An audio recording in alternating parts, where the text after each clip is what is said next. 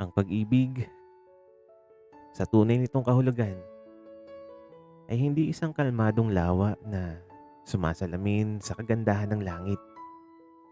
Ito ay yung isang nagbabagang hornuhang tumutunaw sa bakal ng ating pagkatao. Isang banal na ugnayan kung saan ang dalawang kaluluwa ay pinagbubuklod ng tadhana upang sabay na tahakin ang unos ng mundong ibabaw. Sinasabing ang tunay na pag-ibig ay ang tinatawag nilang one great love ay darating sa buhay mo na parang magnanakaw sa gabi. Hindi mo inaasahan, walang pasabi, ngunit handang kumuha ng lahat ng mayroon ka upang palitan ito ng isang walang hanggang liwanag. Ito yung tanging lakas na kayang magpatahimik sa ingay ng sansinukob at magbigay kulay sa pinakamadilim na sulok ng ating kamalayan. Ngunit sa kaso ko, ang dakilang pag-ibig ay hindi dumating kasabay ng ihip ng amihan, ng tula ng mga bituin. Dumating siya sa amoy ng artipisyal na manok, umuusok na mainit na tubig at sa boses ng isang lalaking tila ba laging nakikipag-away sa tadhana dahil kulang ang nakuhang piraso ng kalamansi.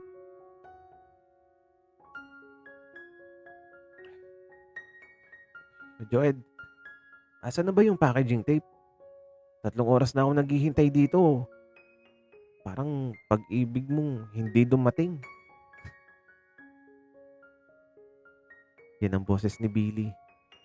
Si Billy ay may matang singkit na parang laging natutulog pero kapag tumingin sa'yo, parang alam yung pinakamalalim mong sikreto. Si Billy na may buhok na laging magulo, mukhang bagong gising pero mabango pa rin. Amoy bagong palong mariposa at konting pinipig. Kasosyo ko siya sa isang maliit na sari-sari store slash eatery dito sa may kanto. Kanton tayo, ang pinangalan ko. Kasi bukod sa paborito namin ng Lucky Me Instant Canton na may kasamang pandesal, literal na nasa kanto kami ng aming barangay. Sandali lang Billy. Hinahanap ko pa sa ilalim ng estante. Baka kinain ng mga daga yung pag-asa natin. Wika ko habang nakasubsob ang mukha ko sa sako ng bigas. Nang tumayo ako, ando na siya sa harap ko. Sobrang lapit ng mukha niya. Naamoy ko yung hininga niyang amoy menthol candy. Tinaasan niya ako ng kilay. Yung kaliwang kilay na may maliit na hiwa. Na nakuha niya raw noong bata pa siya dahil nahulog siya sa puno ng aratilis. Habang nagnanakaw ng bunga para sa crush niya.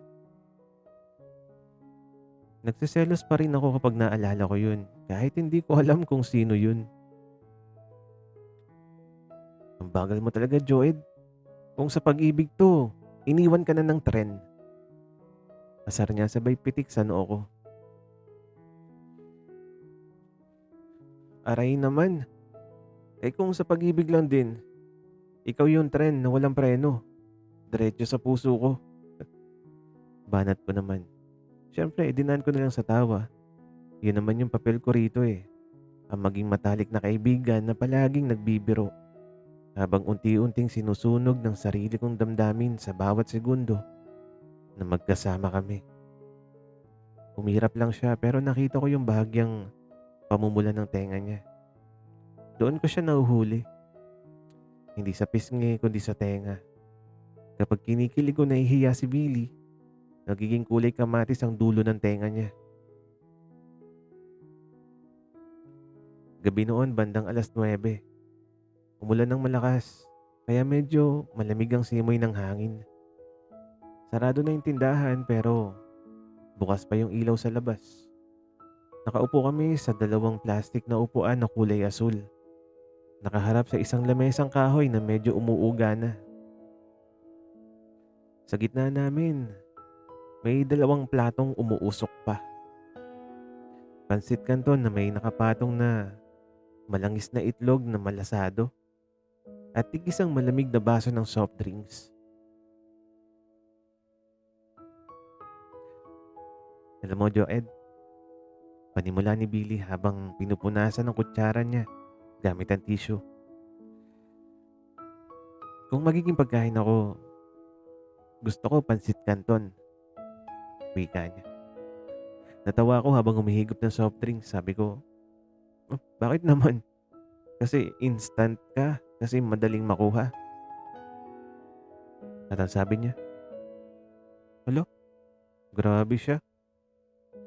Sumubo muna siya ng isang malaking tinidor ng noodles, kaya napuno yung pisngi niya. Mukha siyang hamster na mataba. Sabi pa niya, "Hindi, seryoso.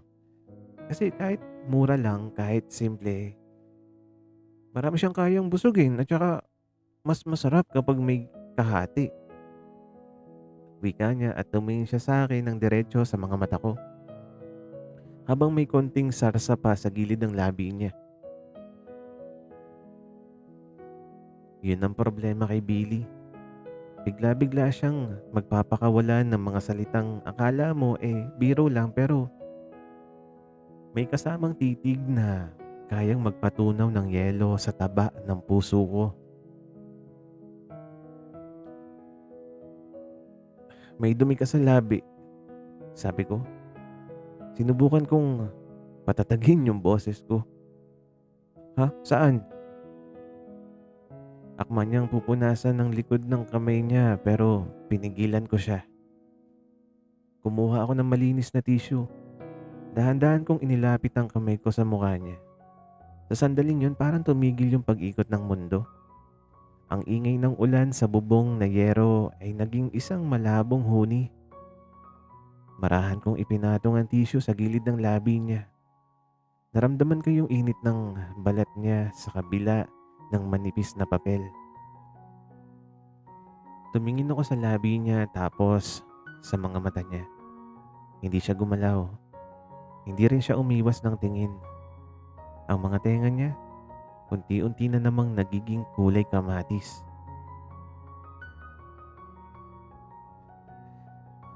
Ayan, wala na," bulong ko. Sabay bawi ng kamay ko na parang napaso. "Ah, salamat," nauutal niyang sabi sa bayo ko, at mabilis na sumubo ulit ng pagkain na tila ba nakikipagkarera sa oras.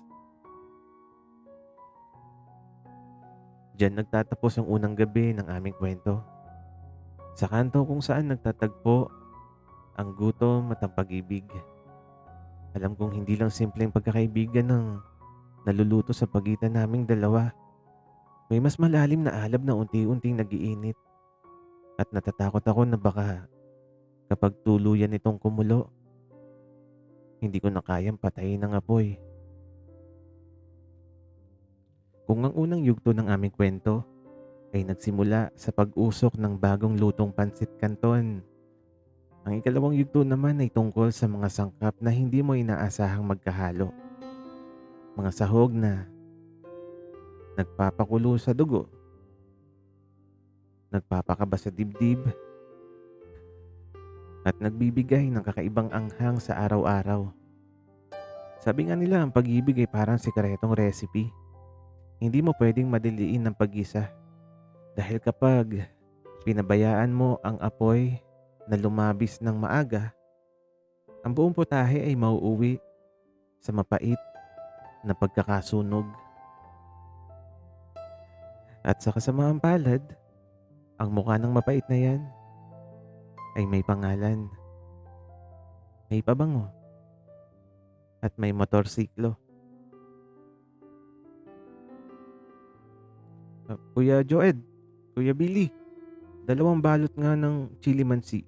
Yung may grabing sipa ng anghang, katulad ng sipa ng pag-ibig na iniwan ako. Iyan si Renz.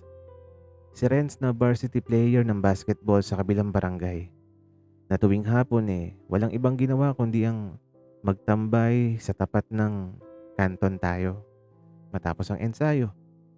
Matangkad, moreno at laging nakasuot ng sando na kitang-kita yung muscles na parang sinadyang hubugin para lang mang-akit ng customer.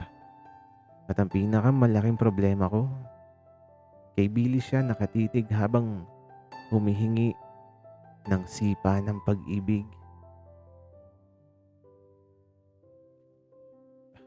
Naku Renz,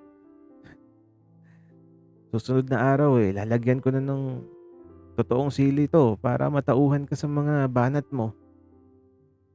Nakangiting sagot ni Billy habang mabilis na nag-aalog ng kawali. Ang ganda ng ngiti ni Billy, yung ngiting nakalaan dapat para sa akin lang kapag hating gabi na. Pero ngayon, libreng-libre niyang pinamimigay kay Renz. Pakiramdam ko tuloy ako yung noodles na nakababad sa kumukulong tubig. Unti-unting lumalambot, unti-unting nawawalan ng porma sa sobrang init ng selos.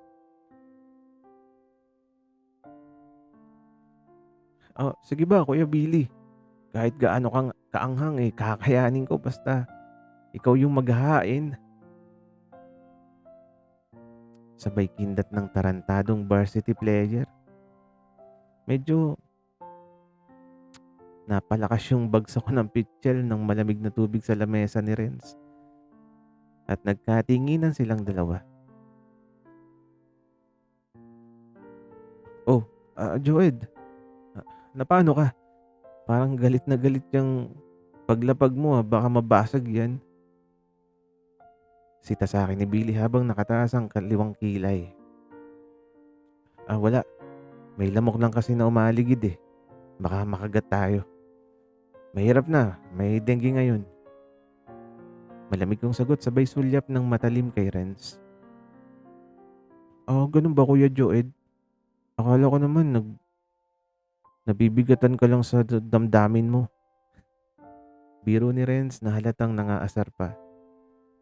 Kung hindi lang talaga pera yung dala ng batang to sa tindahan namin, baka naisaksa ko na sa kanya tong tinidor. Nang makaalis si Renz, bitbit ang kanyang pansit canton. Naiwan kaming dalawa ni Billy sa loob ng counter. Tahimik ang paligid, tangi ang tunog lang ng ventilador na umiikot ang naririnig.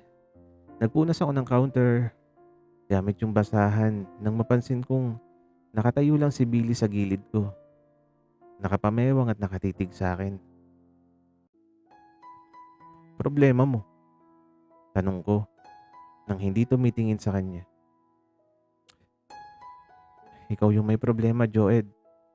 Kanina ka pa parang pinipilipit na luya dyan. Ano bang nakain mo? O baka naman may ampalaya dyan sa puso mo. Wika niya at lumapit siya sa akin hanggang sa maramdaman ko muli yung init ng katawan niya. Wala akong problema.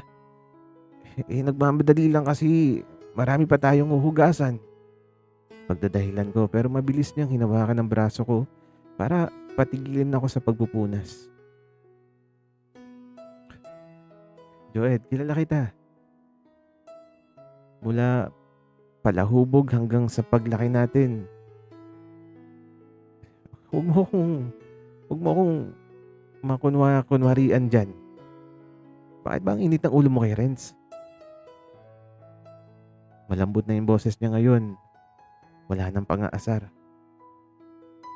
Huminga ako ng malalim. Tiningnan ko yung mga mata niyang singkit. Sabi ko, ayoko lang na kinikindatan ka niya, Billy. Ayoko ng mga banat niya sa'yo. Kasi ano, pag-uusisa niya. Bahagyang dinala yung mukha niya papalapit sa akin. Ang mga tenga niya, ayan na naman. Nagsisimula na namang mamula kahit wala namang ulan. Kasi baka maniwala ka. Halos ibulong ko na lang at ang sabi ko pa, baka bigla ka na lang sumama sa kanya at iwan mo ako rito sa tindahan ng mag-isa. Siyempre, kalahati ng katotohanan lang ang sinabi ko. Ang totoong dahilan, dahil gusto kong ako lang yung may karapatang magpakilig sa kanya. Napatitig sa akin si Billy. 1 segundo, 2 segundo, tapos bigla siyang humagalpak ng tawa. Ang lakas ng tawa niya. Yung tawang lumalabas pati gilagid niya sa sobrang cute. Gago ka talaga, Joed. Sabi niya habang hinahampas yung balikat ko. Iiwan ka para kay Renz. Mukha ba akong mahilig sa basketball? At saka, sino ba yung kasosyo ko rito? Sino ba yung kasama kong nagpupuyat tuwing gabi para magbilang ng barya? Di ba ikaw? Wika niya. Inilapit niya yung mukha niya sa tenga ko. Sapat na para maramdaman ko yung mainit niyang hininga na nagpatayo ng mga balahibo ko sa leeg. Tsaka, mas masarap ka kaya magluto ng kanton. Mas gusto ko yung timpla mo. Bulong niya. Bago mabilis na lumayo at naglakad, papasok sa likod ng bahay para mag-inventory ng paninda. Naiwan ako nakatayo sa tapat ng counter. Hawak-hawak ang basahan at may malaking ngiti sa aking mukha na mukhang ewan. Ang puso ko parang sumasayaw ng tinikling sa sobrang bilis ng tibok.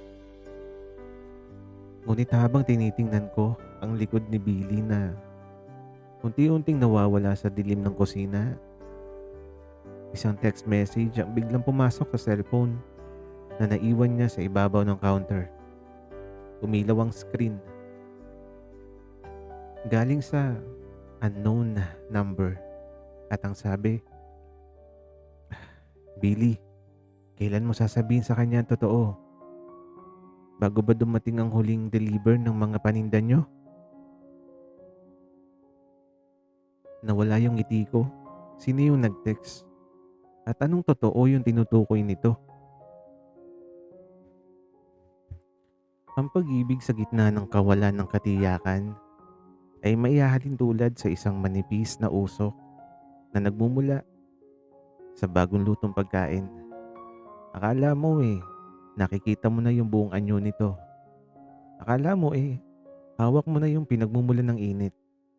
Ngunit sa isang iglap, kapag umihip na ang hangin ng pagdududa, ito ay naglalaho at nag-iiwan lamang ng amoy na hindi mo malaman kung saan nagmula.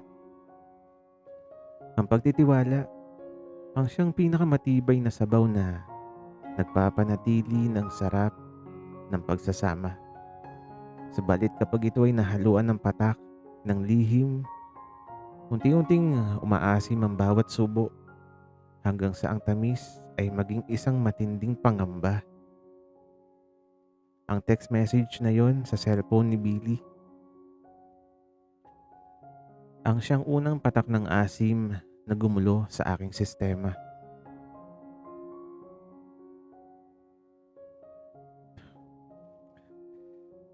Sino si unknown number, Billy? At anong katotohanan yung dapat mong sabihin sa akin? Hindi ko na napigilan yung sarili ko. Pagkapasok ni Billy mula sa kusina, bit-bit yung isang kahon ng biskwit.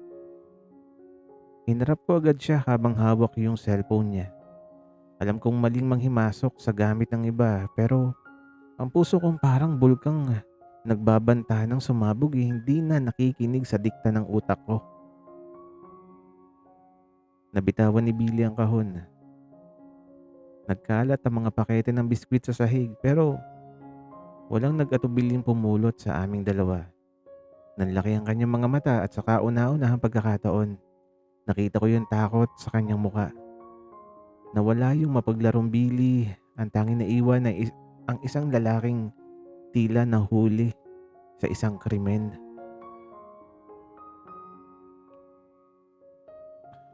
Binasa mo ba yung mga text ko, Joed?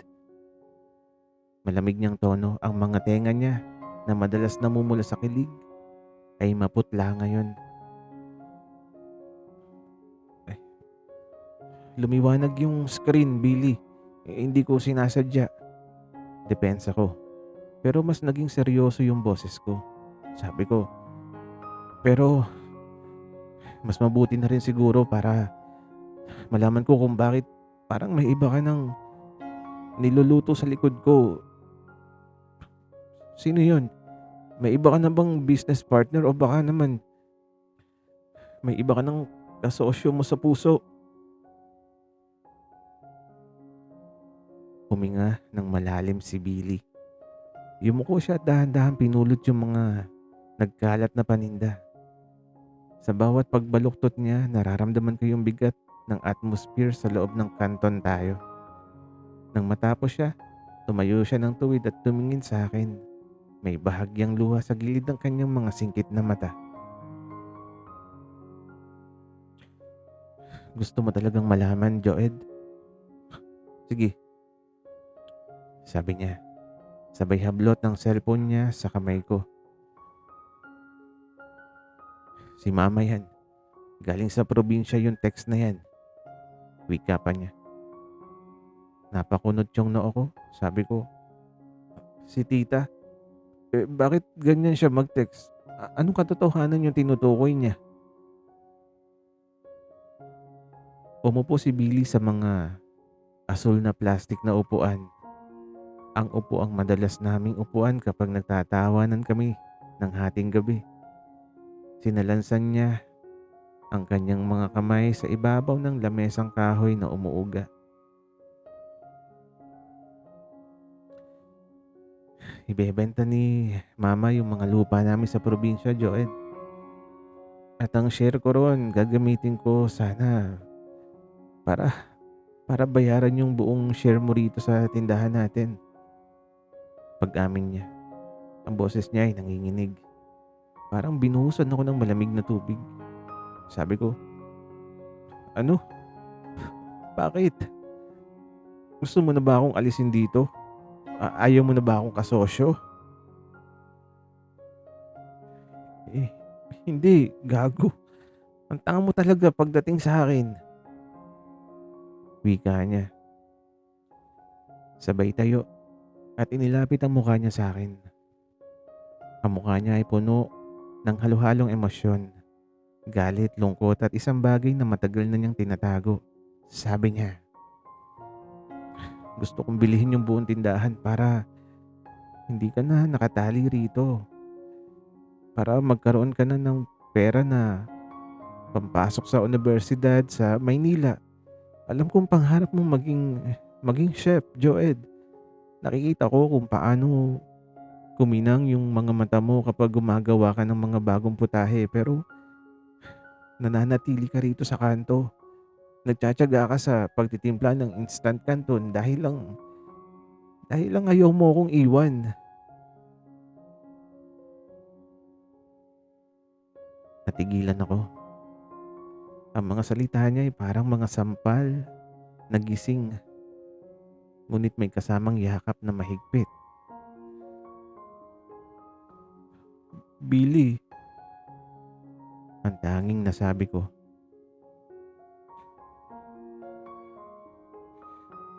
Ayoko maging pabigat sa mga pangarap mo, Joed. Patuloy niya habang ang mga luha niya ay tuluyan ng umagos sa kanyang mga pisngi. Sabi ni mama, kailangan ko nang sabihin sa iyo dahil darating na yung huling deliver ng mga paninda na binayaran ng mga paunang bayad sa lupa. Kapag natapos yung buwan na to, formal ko nang iaabot sa iyo yung pera. Pero natatakot ako eh. Natatakot ako na kapag binigyan kita ng laya, tuluyan ka nang umalis sa buhay ko.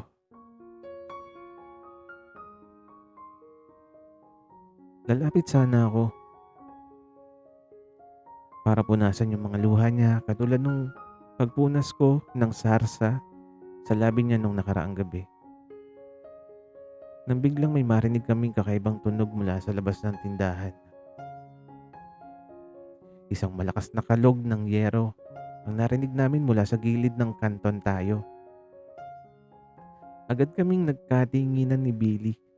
Panandali ang nakalimutan na mabigat naming pinag-uusapan. Mabilis kaming tumakbo palabas. Sa labas, sa ilalim ng malamlam na ilaw ng poste, ay isang motorsiklong nakatumba. At sa tabi nito nakahandusay ang varsity player na si Renz. May hawak na helmet at umuungol sa sakit habang ang kanyang siko ay may gasgas at dugo. Ngunit hindi lang yon ang nakabagsak. Ang mismong karatula ng aming tindahan, ang signboard na may nakasulat na "Kanton tayo" na pinaghirapan naming pinturahan ni Billy ay nayurakan ng gulong ng motor. Aray! Kuya Joed! Kuya Billy! Pasensya na, nawalan ng preno. Daing ni Renz habang nakahawak sa kanyang mga binti. Sa gitna ng tensyon sa pagitan naming dalawa ni Billy at sa biglang aksidenteng naganap sa aming munting tindahan, naramdaman ko ang isang matinding bagyo na paparating. Ang signboard namin ay sira. Ang mga pangarap ko ay inilatag na.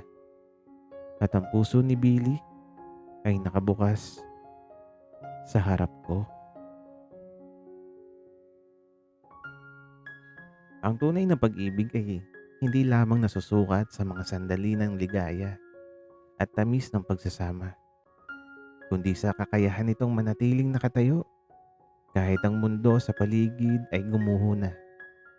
Katulad ng isang mangkok ng sabaw na natapon sa semento, mahirap nang ibalik ang bawat patak, ngunit ang init ng pinagmulan nito ay nananatili sa alaalang nakatatak pa sa lupang pinagbagsakan. Sa gitna ng pagkawasak ng aming munting karatula at sa bigat ng katotohanang ibinunyag ni Billy, napagtanto ko na ang aming tadhana ay hindi lang simpleng nakasulat sa mga bituin. Ito ay nakasalang sa isang apoy na handang sumunog sa aming dalawa kung hindi namin babantayan. Dahan-dahan lang, Renz. Malaki ka pa naman pero umiiyak ka sa konting gasgas.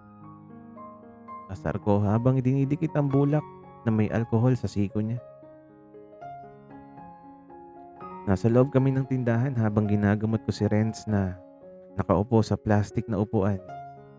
Si Billy naman ay nasa labas na pinipilit itayo ang nabaluktot na karatulang "Kanton tayo". Kitang-kita ko mula sa bintana ang pagbagsak ng kanyang mga balikat. Alam kong hindi lang ang signboard ang nasira ngayong gabi. May kung ano ring nabasag sa loob niya dahil sa pag-amin niya tungkol sa plano niyang pagpapaalis sa akin para sa pangarap ko. Aray, Kuya Joed, sinasadya mo yata yung pagpiga ng alkohol eh. Daing ni Renz habang namimilipit ang muka. Pasensya na talaga sa karatulan niyo ah. Babayaran ko na lang kapag nakuha ko na yung allowance ko sa team. Wika pa niya. Huwag mo nang alalahanin yung karatula, Renz. Ang isipin mo, paano ka makakapag-shoot ng bola niyan kung pilay ka? Yung braso mo. Sabi ko, sabay tapik sa balikat niya.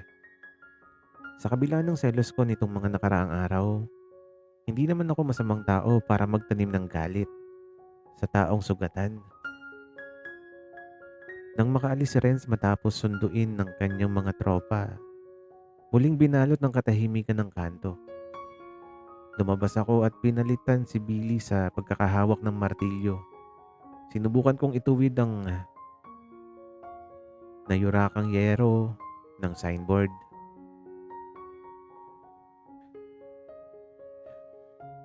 Joed, huwag mo na yung pakilaman, bukas na lang. Basag ni Billy sa katahimikan. Nakasandal siya sa poste ng ilaw.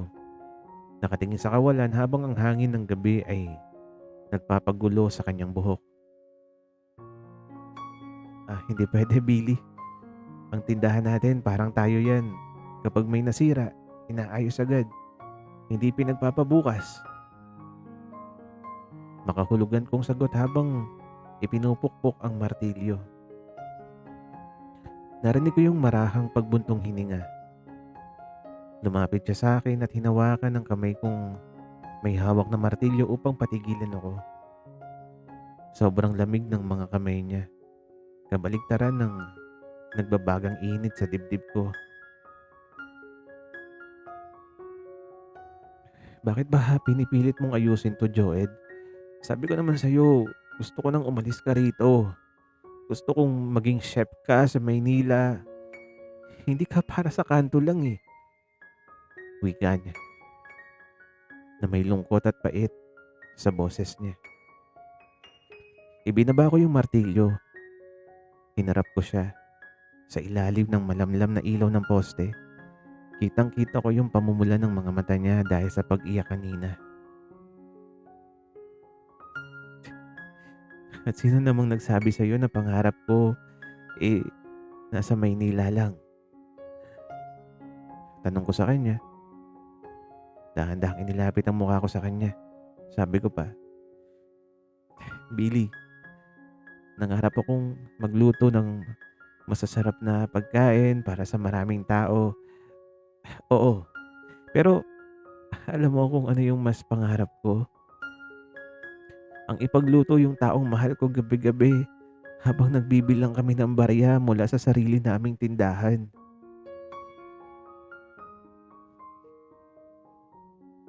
Natigilan si Billy. Napanganga siya ng bahagya at ang mga tenga niya na naging paborito kong palatandaan ay unti-unting nagkakulay. Na kulay rosas hanggang sa maging matingkad na pula sa gitna ng dilim. Joed, anong ibig mong sabihin? Tanong niya. Ang ibig kong sabihin, ang bagal mo talaga pagdating sa akin. Pangkagaya ko sa banat niya sa akin noong unang gabi. Sabi ko pa, Billy, hindi kita iiwan. Kahit magkapera ka pa riyan, kahit bilhin mo yung buong kanto na to, kasosyo mo ko sa negosyo, sa buhay. At kung papayagan mo ko, pati na rin sa puso mo. Hindi na nakapagsalita si Billy. Sa halip na sumagot, bigla niyang hinawakan ng kwelyo ng t-shirt ko at hinila ako pabalik sa loob ng madilim na tindahan. Sa loob ng kanton tayo, sa gitna ng amoy ng sili, toyo at kalamansi, naramdaman ko na lang ang biglaang paglapat ng kanyang mga labi sa mga labi ko. Iyon ay isang halik na hindi ko inaasahan ngunit madagal ko nang ipinagdadasal. Hindi ito malambot o banayad. Ito ay mapusok, puno ng pangungulila at may kasamang lasa ng konting alat ng kanyang mga luha. Hinawakan ko ang kanyang bewang. Inilapit siya sa akin hanggang sa walang matirang espasyo sa pagitan ng aming mga katawan. Ang kanyang mga kamay ay gumapang sa aking batok. Mahigpit na nakakapit na tila ba natatakot na baka sa pagbitaw niya ay maglaho ako na parang usok ng pansit canton. Nang humiwalay siya ng bahagya para huminga, magkadikit pa rin ang aming mga noo. Rinig na rinig pa rin ang mabilis na pagbaba at taas ng kanyang dibdib. Gago ka talaga, Joed. Bulong niya habang nakapikit ang mga mata at nakangiti sa gitna ng dilim. Sabi ko, mas gusto ko yung timpla ng kanton mo pero mukhang mas gusto ko na yung timpla mo sa buhay ko. Wika pa niya. Natawa ako ng mahina at hinalikan siya muli. At sa pagkakataong ito, mas matamis at mas may katiyakan. Ngunit habang magkayakap kami sa likod ng counter, biglang may kumatok ng malakas sa nakasarang rolling shutter ng tindahan. Billy, Joed, buksan niyo to. Emergency. Boses ng nanay ni Billy na kakarating lang pala mula sa probinsya. Ang pag-ibig na dumadaan sa matinding pagsubok ay parang noodles na naiwan sa kumukulong tubig.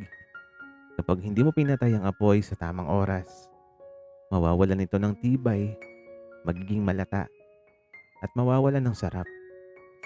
Ngunit kung ang dalawang nagmamahalan ay may sapat na lakas upang saluhin ang isa't isa, kahit gaano pa kainit ang sabaw ng buhay, mananatili silang buo at magkasama.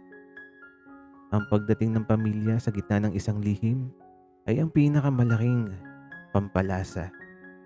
Maaari itong gawin ng mas masarap ang putahe o kaya naman tuluyan itong mapanis bago pa man maihain. Ah, sandali lang po tita. Pabukas na po. Wika ko habang halos matapilok ako sa pag-aayos ng suot kong sando.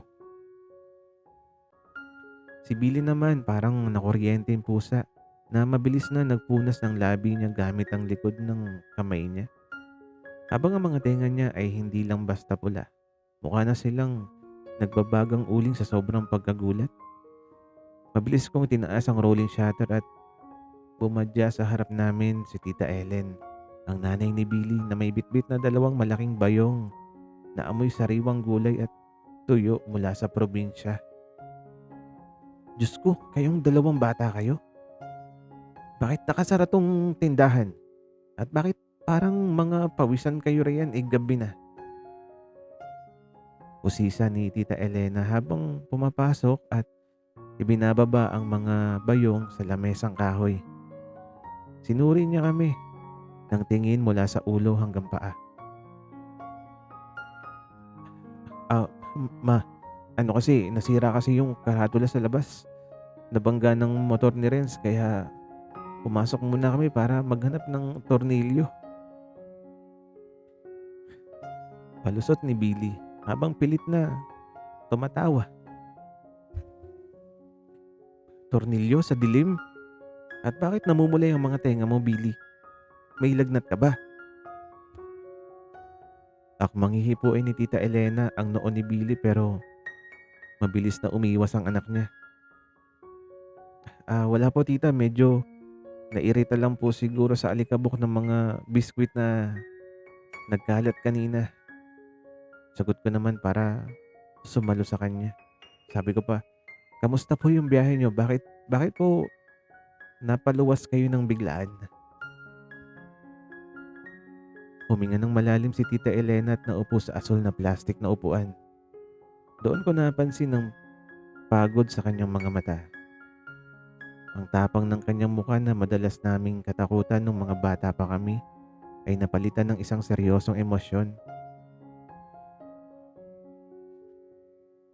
Tungkol ito sa lupa, Billy, Joed, panimula ni tita.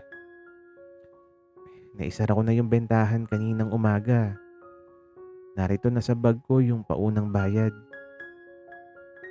Tumingin siya sa akin ng diretsyo. Sabi pa niya, Joed, alam kong alam mo na yung plano. Gusto kong bilihin ni Billy yung buong share mo rito para makapag-aral ka sa Maynila. Pangarap ng nanay mo yan bago siya mawala. At pangarap ko rin yan para sa iyo na itinuring ko ng sarili kong anak. Naramdaman ko ang muling pagpisil ng puso ko. Tumingin ako kay Billy na ngayon ay nakatungo lang. Nilalaro ang dulo ng kanyang t-shirt. Ah, Tita Elena. Lumapit ako at lumuhod ng bahagya sa tapat niya. Hinawakan ko ang kanyang magaspang na kamay. Salamat po. Sobrang salamat po sa pagmamahal niyo sa akin pero napag-usapan na po namin ni Billy kanina. Hindi ko po kayang iwan yung kanton tayo eh. Hindi ko po kayang iwan si Billy. Napakunot ang noo ni Tita Elena. Pero Joed, ang pangarap mong maging chef, magiging chef pa rin po ako tita pero dito po, Palalaguin namin 'tong tindahan natin, gagawin nating totoong kainan. Kasi po lumingon ako kay Billy na ngayon ay nakatingin sa akin na may bagong pag-asa sa mga mata. Kasi po natagpuan ko na rito sa kanto yung pinakamahalagang recipe ng buhay ko, eh, ang makasama si Billy. Katahimikan, isang mahabang gabi ng katahimikan ang bumalot sa'min. Si Tita Elena ay tumingin sa'kin, tumingin kay Billy, at tumingin sa aming mga kamay na hindi namin namamalayang magkahawak na pala sa ilalim ng lamesa. Biglang tumayo si Tita Elena. Abay, pambihirang mga bata ito. Nagmadali akong lumuwas rito. Tapos magdadrama kayo sa harap ko. Gutom lang yan, Billy, magluto ka nga ng kanton. Yung may itlog at madaming sibuyas. Wika niya sabay pasok sa kusina para magpalit ng damit. Pero bago siya tuluyang makapasok, narinig namin siyang bumulong. Akala niyo naman, hindi ko alam na matagal na kayong may sariling timpla diyan, mga pilosopo. Nagkatinginan kami ni Billy. Isang segundo, 2 segundo at sabay na kaming humagalpak ng tawa. Ang takot na kanina ay nakabara sa aming mga lalamunan tuluyan ang natunaw. Sabi ko sa iyo, masarap ako magtimpla eh. Asar ko kay Billy sabay akbay sa kanya habang naglalakad kami patungo sa kalan. Che, maghiwa ka na nga lang ng sibuyas doon, chef. Sagot niya. Pero sinandal niya ang kanyang ulo sa balikat ko habang naghihintay na kumulo ang tubig. Alam kong bukas, may bagong umaga na darating. May mga bagong customer, may masisirang karatula na dapat ayusin, at may mga pangarap na sabay naming bubuuin. Handa na kami para sa huling hantungan ng aming kwento. Ang bawat kwento ng pag-ibig ay may kani-kaniyang takdang panahon ng pagpapakulo, pagigisa, at paghahain.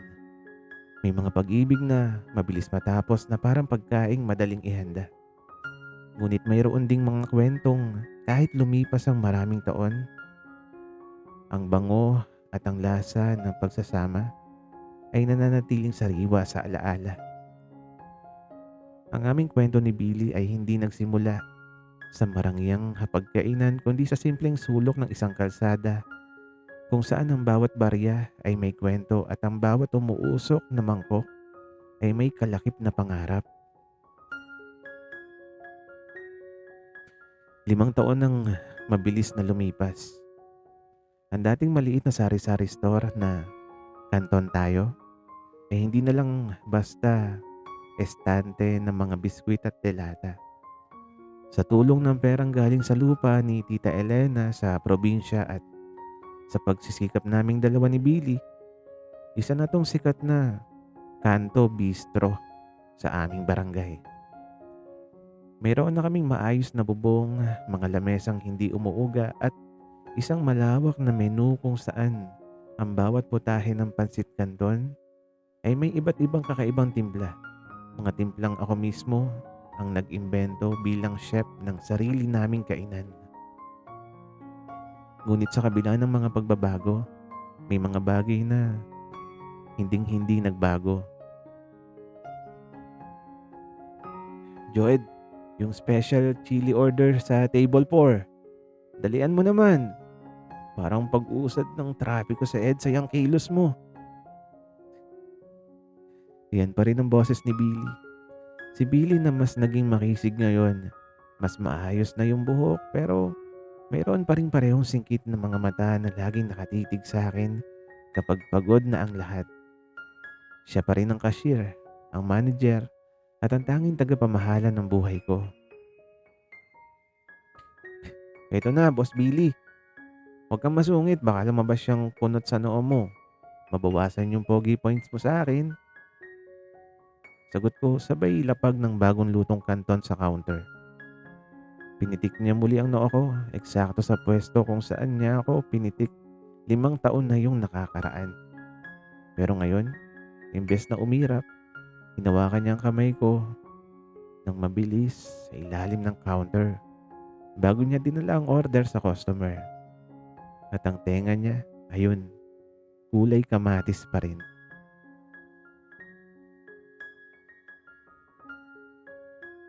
Gabi na naman, 9:00.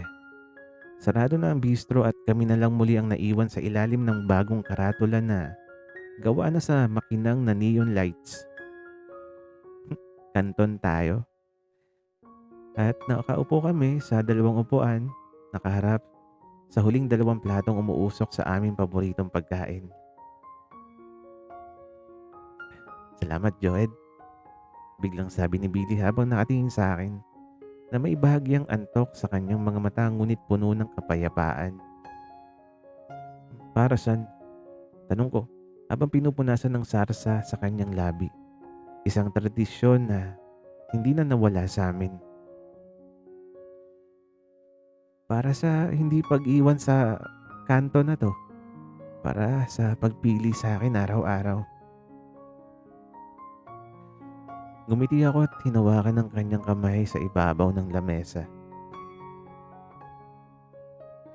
Kahit sa kanto ng mundo ako mapadpad, Billy, sayo't sayo pa rin ako lilingon.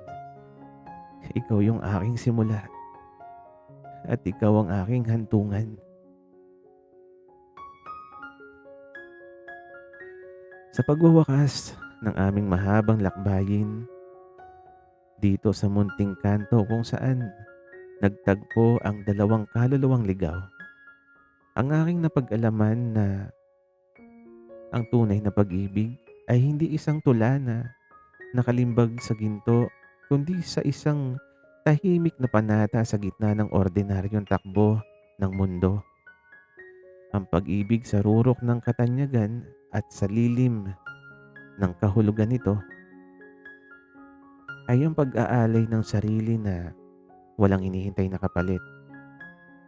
Ito ang sulo sa madilim na gabi, ang silong sa gitna ng unos, at ang walang hanggang alab na nagpapanatili sa init ng ating pag-asa.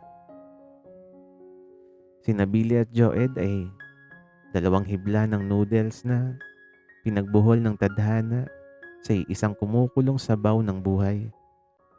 Hindi magkalayo, hindi magkahiwalay, at habang buhay na magkasama sa bawat subo ng ligaya at pait, sapagkat ang tunay na dakilang pag-ibig, ang aming one great love, ay hindi natatapos sa huling pahina ng isang kwento, kundi sa nananatiling nakaukit sa bawat sulok ng kalsadang aming nilalakaran.